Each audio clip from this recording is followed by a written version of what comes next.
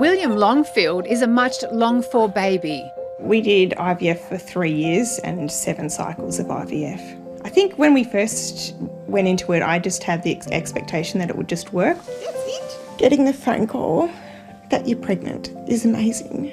After getting years of phone calls from nurses saying, we're very sorry, but it's unsuccessful. This is $441. Kira estimates they spent more than $40,000 on IVF, including paying for many extra procedures offered by doctors. We used money that we'd put aside to go towards a house deposit. We used money from a redundancy.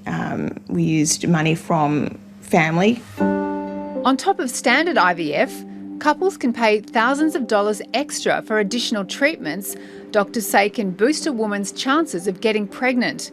But many medical experts say some of these so-called add-ons are useless, potentially harmful, and could even reduce the likelihood of a pregnancy. I don't think that we as doctors should be trying to fool patients that there is evidence that some of these things work. We're concerned that some IVF add-ons don't have strong evidence to show that it makes a difference in relation to having a live baby, and that's what matters.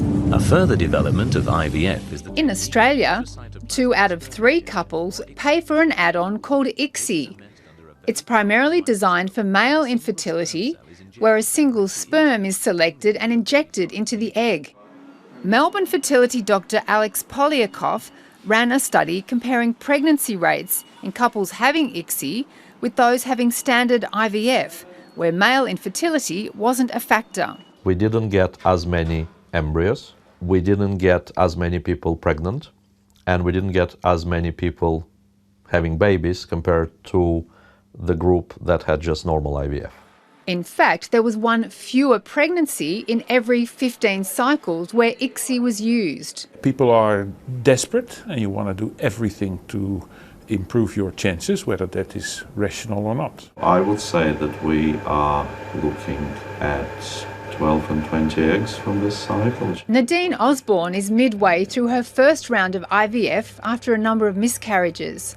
With a background in science, she's wary of shelling out thousands of dollars for treatments which are unlikely to work. It's a process, you know, and it's obviously an expensive process, and it takes a bit of an emotional toll as well. One of the most controversial add-on treatments is natural killer cell or NK cell therapy. The theory is if your natural killer cell count is high, it might stop an embryo from implanting, so levels are lowered with steroid medication. We don't know whether giving these treatments actually makes any difference at all. Doctors admit they know some treatments they're offering won't work. I as a doctor may know that treatment A has got no evidence for it, but I may be pressurised if I think there's no harm to do it. So how can couples make an informed choice about whether to have add-on treatments for IVF? In Australia, there's no national authority regulating clinics and what they can offer patients, and many experts want Australia to follow the model of the UK. It has a traffic light system ranking the medical evidence for add-on treatments. Red means there's no evidence it's effective and safe. Amber means more research is needed. Green means there's strong evidence it's safe and it works. So far, none of the IVF add-ons have the green light. The Fertility Society of Australia says doctors need to be upfront about the risks and benefits. If there isn't a lot of evidence, patients should know. I don't think that there really needs to be more regulation around it. The IVF industry is often singled out for not doing the right thing, but I don't think it's necessarily all that different in different disciplines either. With the joy of having William, Kira and Jared would love to try again.